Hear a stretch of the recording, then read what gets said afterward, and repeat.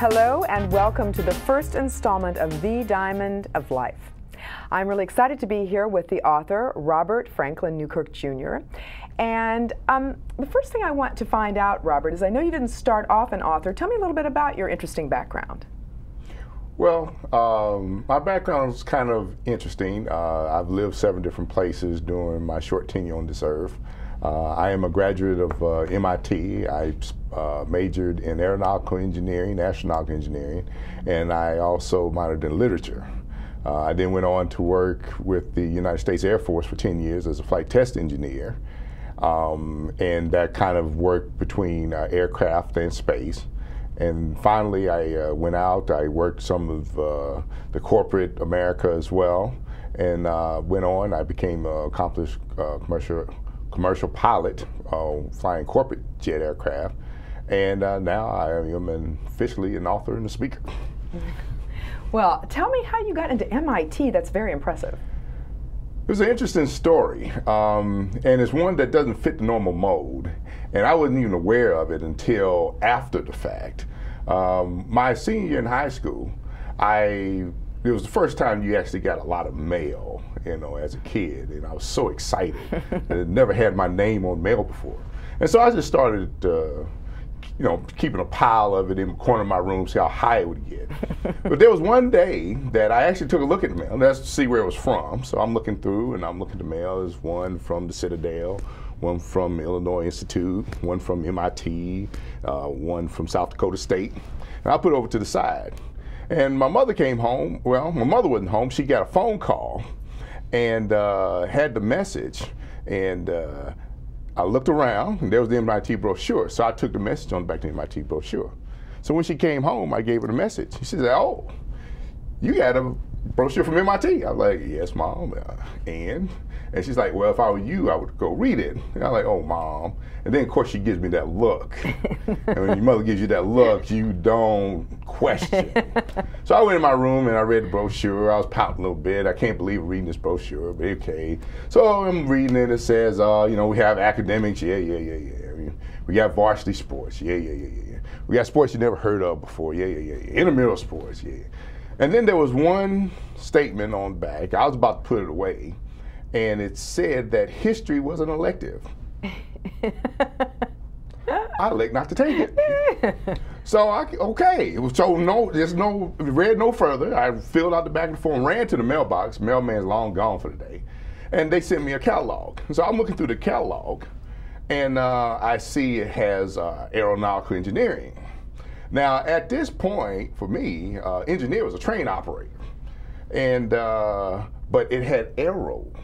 That's airplanes. I've been fascinated with airplanes since the age of 2.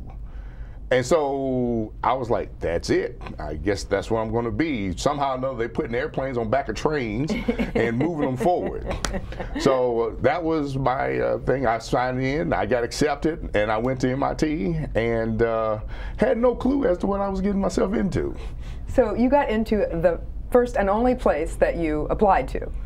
Absolutely. Matter of fact, I didn't even write another application for any other university because I got lazy and decided I didn't want to write any more essays or fill out any more applications and put in fees. I had gotten accepted early, so that was an advantage. So I knew by January the 1st that I had been accepted, and there was no need to bother. It was, just wasting my time to fill out and try to accept anywhere else. I'll just go here where they have aero engineering. So you were clearly really good at math. Yes, and math has been one of the things that it's been easy for me. And if you look, everybody has that little genius that's associated with them. And mine was mathematical. There are different aspects of geniuses. Matter of fact, 7 different aspects, and people have a tendency to just concentrate on one, which gets you through school, which is verbal linguistic, which I was pretty good at. So that made me a pretty good student, the fact that I was good at math and verbal linguistics. But there's also other types of geniuses that people have, and everybody has a different gift, and it all kind of comes together. And that was my gift in math.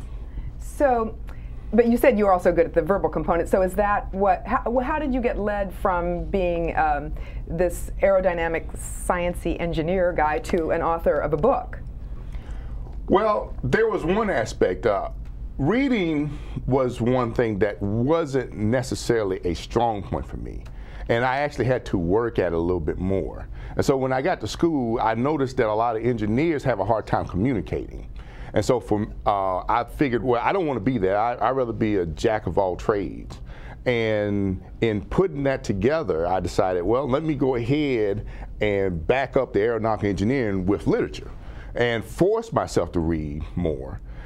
Since I was more of a slow reader, not that I couldn't read, it was just took a long time for me to get through and comprehend.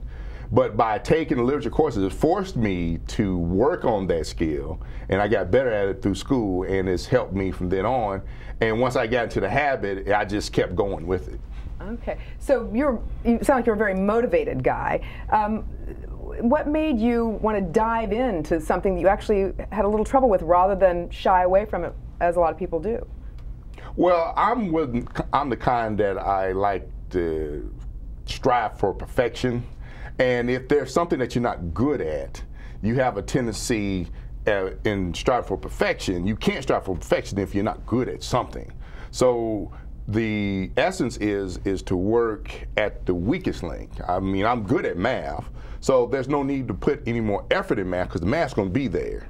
What I need to do is actually work on the things that I was weakest at and help at least get it into within range so that it was acceptable and that I could excel when that skill was required. Do you think that did you experience that was different, that that impetus was different than other people that you knew? I think a lot of people there's a fear that is associated with what you're not good at, because then there's an essence of scrutiny that's associated with that. People are concerned what other people's perception of them will be if they come out there and show their skill is a little bit short. I learned, it was a long time ago, that I got to the point where I couldn't be embarrassed anymore. I had been in so many situations where it was so awkward, primarily because I didn't fit the mold on a lot of things, so that put me in the oddball. And so getting used to that, and I guess part of that was the fact that I moved so much and I had to reestablish myself at every location that I moved to, that I got used to the fact that there's no such thing as being embarrassed anymore. So there's nothing to hold me back, so I will go ahead and put forward the effort no matter how silly I may look in doing it. So all this moving around and experiencing different kinds of people and different little cultural differences perhaps made you more adaptable? I believe what it did was it gave me an intrapersonal type of skill, and where I had to depend on myself and look at how I perceived myself, because by moving from place to place and being exposed to different people, one thing that was the only thing that was constant was me. If you move from state to state, new surrounding, other than your family members, you have to get new friends, new teachers, new schools. You have the opportunity to adapt, and if I can adapt to that accordingly, then that helps me get grounded. And that only intrapersonal type skills are able to get you to do that. Well, Robert, you're a very interesting guy, and we're going to talk some more. So make sure you come back and join us for the next installment with Robert F. Newkirk, and you can also find out a little bit more about him on his site, robertfnewkirk.com. But come back for part 2. We'll see you in a few.